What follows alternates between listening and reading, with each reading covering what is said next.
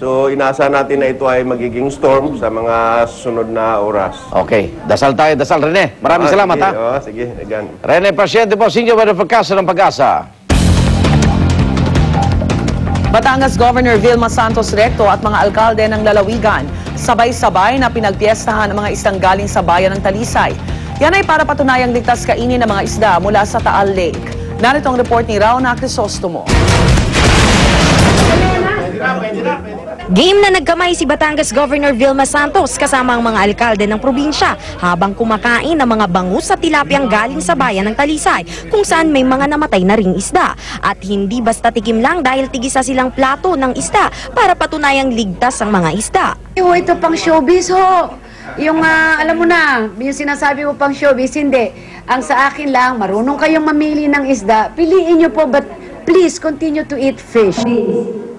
Personal ding nakiusap ang gobernadora sa mga residenteng magkusa sanang alagaan ng Taal Lake. Pero maliban sa naglipa ng fish cages, may iba pa raw malaking problema sa Taal Lake. Bagay na tinututukan na ng probinsya para maisalba ang kanilang ipinagmamalaki at kinabubuhayang lawa ng Taal. Maraming problema dyan. Maraming resorts dyan. At ang mga babuyan na ginagawang septic tank ang Taal Lake. Kabilang ang Talisay sa 4 na bayang na monitor na may mababang oxygen level ng Bureau of Fisheries and Aquatic Resources, kaya payo ng BFAR kunin na ang mga buhay na isda na pwede nang hanguin o di kaya hilahin ang mga fish cages sa mga lugar na may mataas na dissolved oxygen. Dapat na ring alisin ang mga patay ng isda para di na makaapekto sa mga buhay. Mabibilang na lamang ang mga patay na isda na hindi pa nahangog pero nagsisimula na itong mga moy. Ang problema, kailangang makuha na ito agad dito sa lawa dahil kung hindi, ang mga patay na isdang ito magsisilbiring lason sa mga nabubuhay pang isda sa mga fish cage. Lahat na yan lilinisin natin Babalik kami uli mamaya para tingnan uli kung nalinis. Hindi rin nagpahuli ang mga taga-BFAR at alkalde ng Navotas sa pagkain ng bangus na ibinagsak sa Navotas mula sa iba't ibang lugar gaya ng Zambales, Batangas, Pangasinan, Iloilo, Bulacan at iba pa. Yan ay para namang patunayang hindi lahat ng isda sa bansa ay apektado ng fish kill tulad ng ilang isda sa Batangas. Para sa unang balita, Rauna Crisostomo reporting. Nangangamba naman ang mga taga-Apari, Cagayan sa posibleng pananalasan ng bagyong Falcon sa kanilang lugar. Hanggang ngayon kasi hindi pa rin gawa ang seawall sa bayan. Para sa detalye, may live report si Micaela Papa. Mika. Igan, hindi pa nga lumalapit ang bagyong Falcon dito sa Hilagan, Luzon ay nangangamba na ang ilang residente ng Barangay San Antonio dito sa Apari. Hindi pa kasi naaayos ang seawall na nasira nung panahon pa ng bagyong Ondoy. Ayon nga sa DPWH Cagayan 1st District, nagtagal ang pagsasaayos ng seawall dahil sa kakulangan ng pondo. Hati raw kasi ang prioridad ng ng national government, lalo na't may 4 pang bayan sa Cagayan coastline na wala man lang seawall. Pero paniguro nga ng DPWH, by July 25 ay matatapos na ang 168 meters o humigit kumulang 70% ng nasirang seawall. Patuloy naman ang monitoring ng ahensya sa bagyo at magpupulong nga mamaya ang DPWH upang pag-usapan kung may mga kalsada, tulay o mga building man lang na kailangang ihanda para sa pagdating ng bagyong Falcon. Yan muna ang latest mula dito sa Apari. Balik sa iyo, Igan. Maraming salamat, Micaela Papa. Nagulat live mula po sa Apari, Cagayan. Sa ibang balita, pag-compose ng mga awiting Pinoy, ituturo na sa mga 4th year public high school students sa susunod na school year. Ikinatuwa naman ito ng ilang OPM artist dahil malaking tulong ito para sa music industry sa Pilipinas. Narito ang report ni Mariz Omali.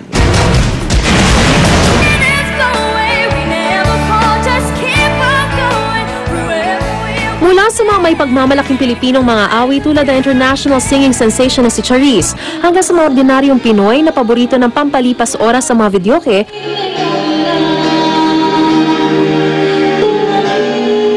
walang dudang hilig ng mga Pilipino ang musika.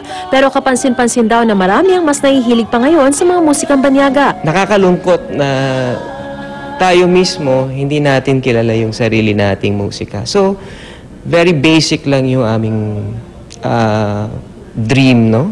Paano ito magbe-benefit sa OPM? Lalaganap ang industriya. But more than that, lalaganap ang pagmamahal natin sa musika natin at sa bayan natin. Kaya naman isinusulong ng Department of Education na isama na rin ang Original Filipino Music Development Program sa curriculum ng 4th-year high school students sa mga pampublikong paaralan. Makikipagtulungan sa DepEd ang kulturang lahi inuuna ko o CLIC at Organisasyon ng Pilipinong Mga Awit o OPM para sa halos 8 buwang kurso sa musika na ginawa pa mismo ni Maestro Ryan Cayabyab. Nakapaloob dito ang pag-compose ng mga awiting Pilipino, gayon din ang pagtatanghal nito. Balak itong buksan para sa mga 4th-year high school student na naka-enroll sa Special Program for the Arts o SPA o di kaya sa mga estudyanteng mahilig at may alam na sa pag-awit o pagtugtog na instrumento. Ito yung susi para lalo lang makilala kung ano yung kanilang tunay na pagmamahal sa bayan. No?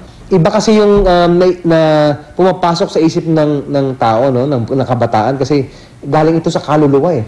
At saka alam mo, napapansin ko talagang kapag ito ay kinakanta, mas madaling mamemorya ng mga kabataan.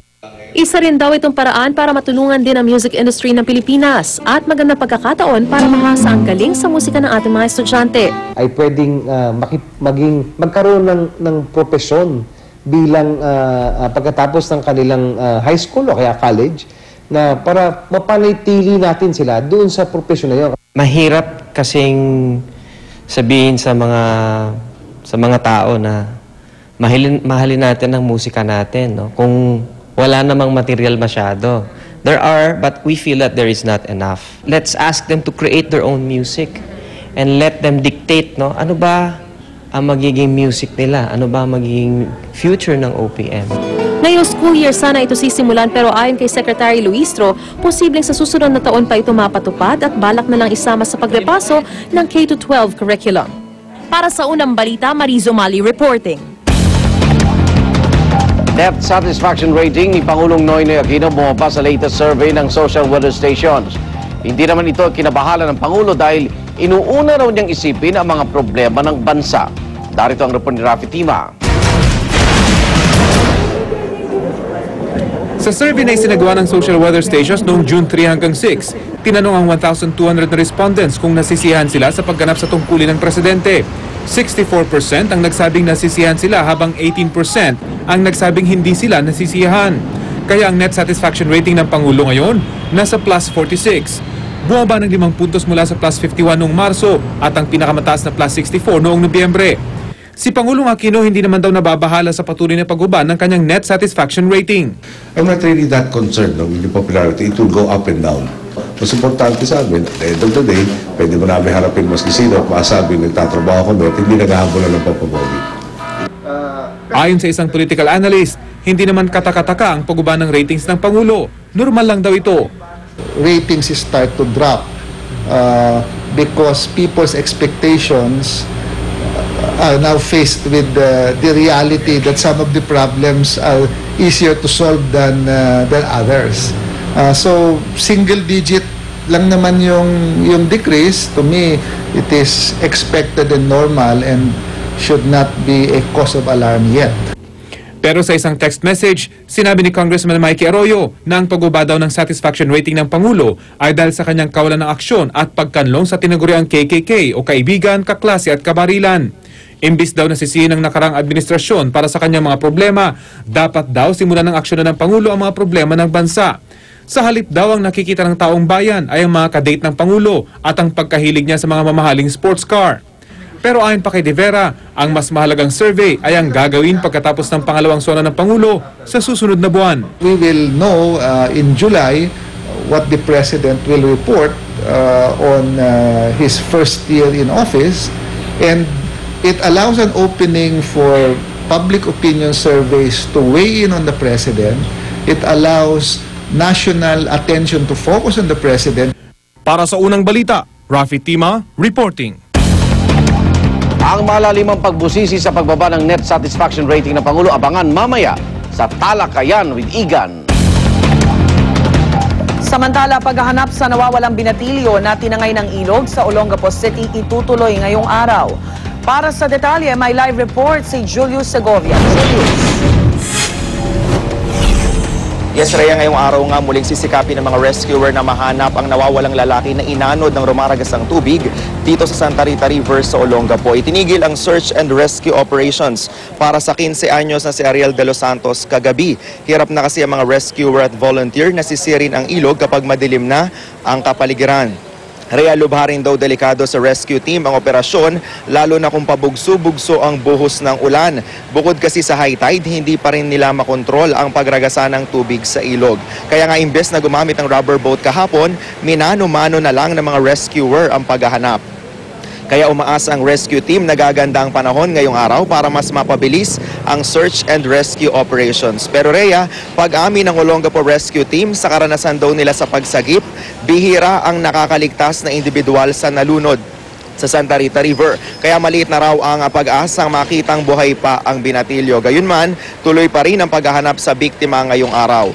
Samantala, Rhea, sa kabila ng makulimlim na panahon at pabugso-bugsong buhos ng ulan dito sa Olongapo, walang abiso ang DepEd kaugnay sa suspensyon ng klase. Ibig sabihin, back to school na ang mga mag-aaral sa Olongapo. May pasok sa lahat ng antas ng paaralan. Wala namang storm warning signal kaya tuloy ang eskwela ng mga mag-aaral.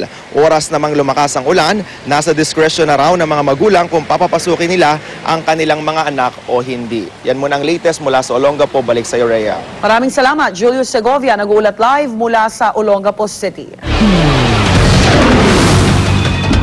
Artist scheduled suspect sa pagpatay sa isang call center manager sa Mandaluyong, inilabas na ng pulisya.